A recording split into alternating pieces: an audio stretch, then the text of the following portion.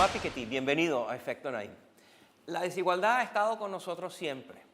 No es nada nuevo, forma parte de la condición humana. Pero tanto el Papa Francisco como Barack Obama, como muchos otros líderes mundiales de todo tipo, dicen que es el gran tema de nuestros tiempos. Y usted publicó en el 2014 El Capital en el siglo XXI, que es sobre desigualdad. Y es un libro que ha tenido un impacto enorme y ha tenido mucha popularidad. ¿Por qué ahora? Bueno, creo que el éxito de mi libro demuestra que hay un gran interés por la democratización del conocimiento económico.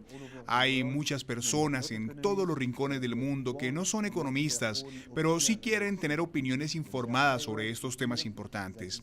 Y están cansados de escuchar que la economía es muy complicada o que los economistas han desarrollado una ciencia que es incomprensible para el resto del mundo. Mi libro puede ser leído por cualquier persona, sin importar si tiene conocimiento técnico. Eso sí, el libro es un poco largo y por eso me tengo que disculpar, pero es largo porque contiene mucho material histórico para que así la gente pueda desarrollar sus propias ideas y opiniones sobre la desigualdad. El objetivo de mi libro no es dictar lo que la gente deba creer o pensar sobre la desigualdad, sino proveer las herramientas necesarias para que puedan sacar sus propias conclusiones. Las sociedades modernas deben tratar de encontrar una justificación para la desigualdad. La desigualdad no es mala simplemente porque sí. Los ricos siempre dirán que esta discusión sobre la desigualdad solo beneficia a los pobres. Esto a veces es cierto y a veces no lo es. Así que es importante que la gente comience a hablar de esto abiertamente. Necesitamos transparencia, necesitamos información honesta sobre los ingresos y la riqueza para poder tener una conversación más informada y más democrática sobre la desigualdad. Yo he dicho que los países más avanzados pueden exportar sus angustias y sus ansiedades. La desigualdad siempre existió en América Latina, siempre existió en África, en Asia, pero es solo cuando se vuelve un problema en Estados Unidos, en Europa, que se vuelve un problema y una conversación en todo el mundo, cosa que es muy bueno, pero siempre ha existido. No estoy del todo de acuerdo con eso. Creo que la desigualdad es un problema en todas las sociedades. Es un problema en la India, en Brasil, en China, aunque sí por diferentes razones en cada país. Pero, por ejemplo, mi libro vendió 2.3 millones de copias alrededor del mundo. De esas 2 millones de copias vendidas, solamente una cuarta parte, unos 600.000 libros, eran ediciones en inglés. Eso quiere decir que el resto fueron compradas por personas que leen otros idiomas, chino, japonés, coreano, portugués, español, etc. Me parece que esto demuestra que hay un interés mundial por la desigualdad que va mucho más allá de los Estados Unidos. Creo que los comentaristas estadounidenses tienden a enfocarse en su región, pero la realidad es que la historia de la desigualdad comprende mucho más que la experiencia de Estados Unidos.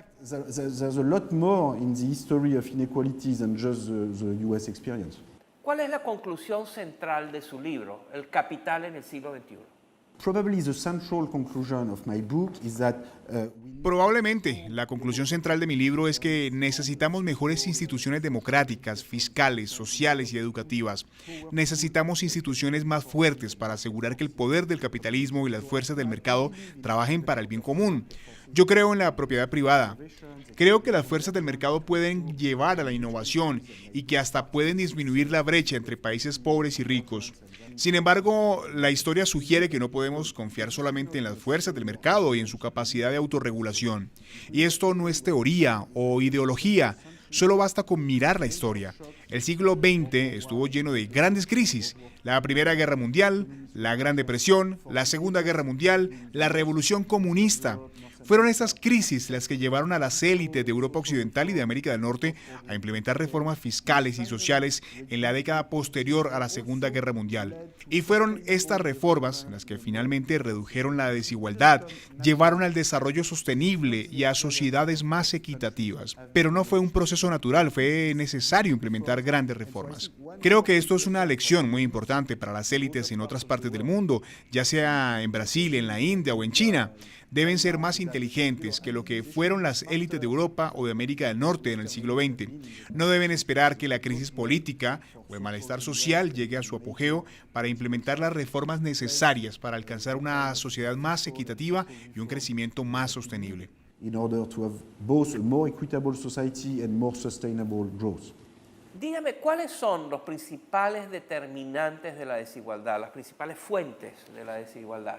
The main process to reduce inequality is El principal proceso para reducir la desigualdad es sin duda alguna la difusión de la educación.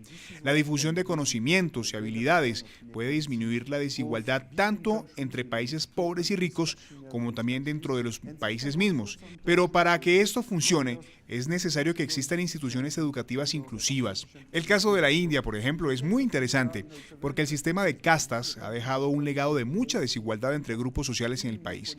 Después de la independencia del país, los indios han intentado desarrollar un sistema de reparaciones para dar acceso a educación a aquellos en los estratos más bajos de la sociedad. Aunque esto no ha sido del todo exitoso, creo que los esfuerzos de la India pueden proveer algunas lecciones para los países más desarrollados. Siempre hablamos de lo que pueden aprender los países más pobres, de los países más ricos, pero creo que muchas veces los países ricos asumen que los sistemas educativos de sus países son meritocráticos, es decir, que los pobres tengan acceso a la educación superior siempre y cuando trabajen duro y obtengan buenos resultados. Pero cuando observamos los datos de países europeos o de otros países desarrollados, queda claro que deberíamos hacer más por mejorar el acceso a educación para grupos de más bajos ingresos. access from the groups with a lower parental income. Me llama la atención que usted enfatiza en este momento la educación como solución a la desigualdad, mientras que en el libro se centra mucho en el tema de los impuestos, en la necesidad de aumentar los impuestos. En primer lugar, los impuestos son necesarios para financiar algo. No tributamos por el mero hecho de tributar. Necesitamos impuestos para financiar sistemas educativos de alta calidad, por ejemplo. Es por esto que los impuestos y la educación están relacionados. Pero siempre he sido muy claro con esto. En la introducción misma del libro lo digo, la fuerza principal para reducir la desigualdad es la difusión de la educación. Luego hay que poder financiarla. El problema es que el libro ha tenido tanto éxito que todos quieren escribir sobre él, incluyendo muchas personas que claramente no han leído el libro. Entonces, quienes dicen que su argumento central es aumentar los impuestos al 80%, están equivocados, han leído mal su libro. So let's come now to taxation. Bueno, pasemos ahora a hablar de impuestos, que es sin duda un debate muy interesante. El objetivo principal de la tributación es financiar servicios sociales, el sistema educativo y la infraestructura pública. Para ello se necesita cobrar impuestos a una gran porción de la población. Pero, ¿cómo debemos tratar a los sectores más ricos de la población? ¿Debemos usar impuestos progresivos? Lo que digo en el libro es que debemos analizar la evidencia histórica cuidadosamente. Entre 1930 y 1980, en un país como los Estados Unidos, el impuesto para los grupos más ricos de la población era de 82%. Esto es un hecho histórico, no me lo he inventado.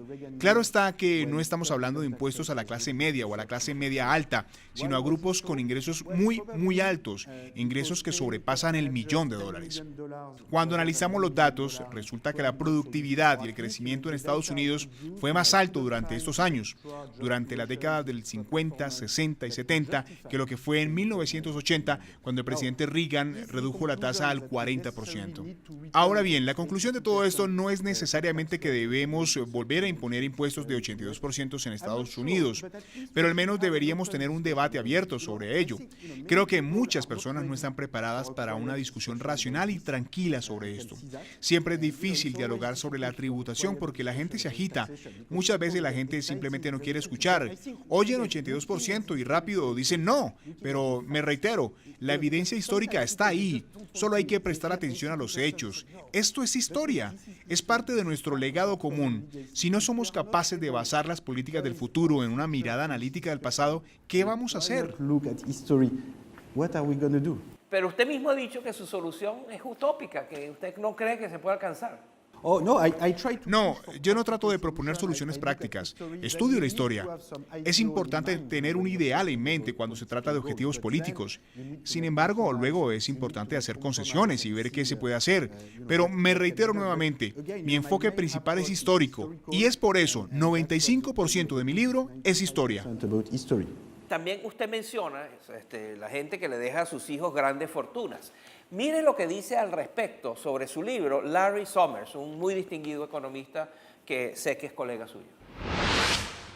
La revista Forbes encontró que menos del 10% de los individuos que estaban en la lista de los estadounidenses más ricos en 1982 seguían en la lista en el año 2012. Los datos también demuestran, al contrario de lo que argumenta Piketty, que cada vez son menos los estadounidenses que han heredado sus fortunas. ¿Cómo reacciona usted a lo que dice Larry Summers? Well, I use the Forbes data in my book. Yo también cito otra lista de Forbes en mi libro, la lista de 1000 millonarios a nivel global.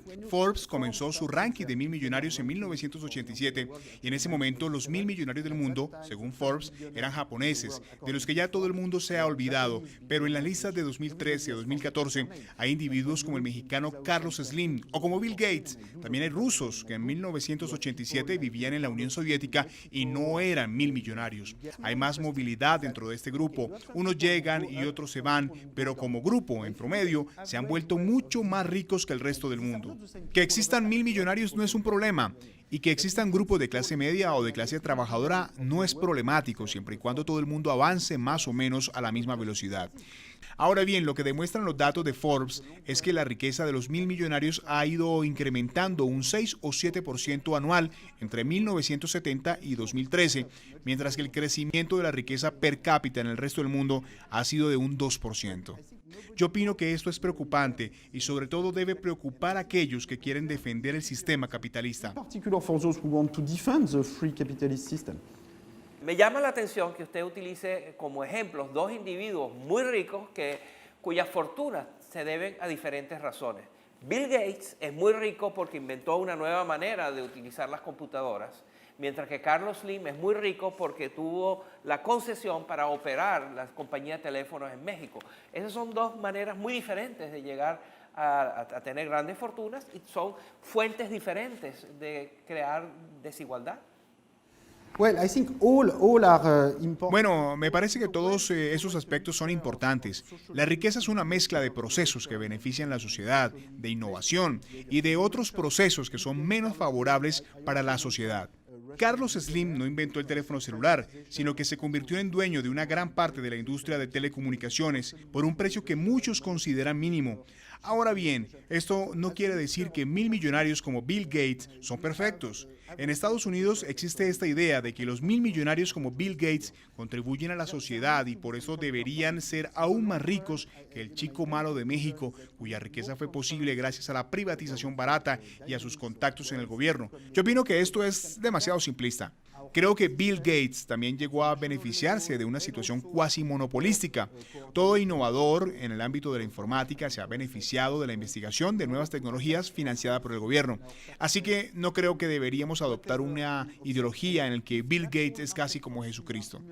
Mi conclusión principal es que necesitamos mayor transparencia cuando hablamos de las dinámicas de la riqueza y la desigualdad de ingresos para que así podamos adaptar nuestro sistema tributario a nivel nacional.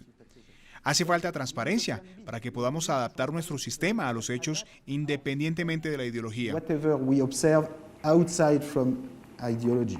Cuando leí su libro me llamó mucho la atención la poca importancia que usted parece darle a la corrupción como fuente de desigualdad.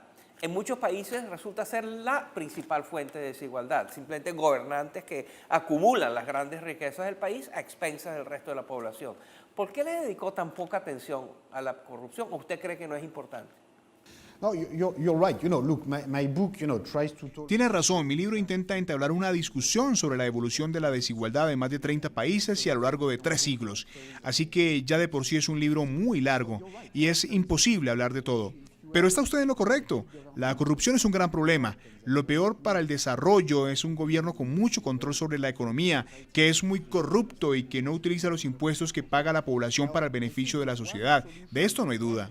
Ahora bien, creo que el tipo de transparencia del que hablo en mi libro puede ser una solución a la corrupción. Por ejemplo, en China hay un esfuerzo por luchar contra la corrupción. O al menos esto es lo que dice el gobierno, pero no hay datos disponibles sobre quién está pagando impuestos. Creo que publicar estos datos podría ser una manera de luchar contra la corrupción en muchos casos. Este llamado que hago en mi libro por más transparencia está muy relacionado a la preocupación con la corrupción que usted tiene. Very much related to these anti-corruption concerns that you seem to have. Y para concluir, su libro ha sido debatido ampliamente en todo el mundo y también ha tenido muchas críticas. De todas las críticas que se le han hecho, ¿cuál cree usted que es la más importante? ¿Cuál crítica lo ha hecho a usted a repensar sus argumentos? Probably the most important limitation. Probablemente la limitación más importante de mi libro es que está demasiado enfocado en la experiencia de países ricos y le doy muy poca atención a los países emergentes. Aunque debo decir que esto no es del todo mi culpa. No hay mucho acceso a datos históricos de África o América Latina y yo he tratado de hacer todo lo posible. De hecho, el impacto más interesante que ha tenido el libro es que ha alentado a los gobiernos a proveer acceso a sus datos fiscales. Por ejemplo, en mi libro no hablo de Brasil o de México porque no pude conseguir acceso a los datos de estos países, pero una vez se publicó el libro, los gobiernos se vieron más dispuestos a darnos acceso. Ahora, en la base de datos de riqueza e ingresos globales, añadimos información de nuevos países casi todas las semanas. Cuando escribí mi libro, esta página web solo contenía una representación visual de los datos a los que teníamos acceso en este momento. Pero en los próximos años vamos a hacer todo lo posible por expandir nuestra base de datos y luchar por la transparencia en cuanto a la desigualdad en países emergentes de Asia, África y América Latina. Countries in Asia, Africa, Latin America. Thomas Piketty, uno de los economistas más influyentes del siglo XXI. Muchas gracias por estar con nosotros.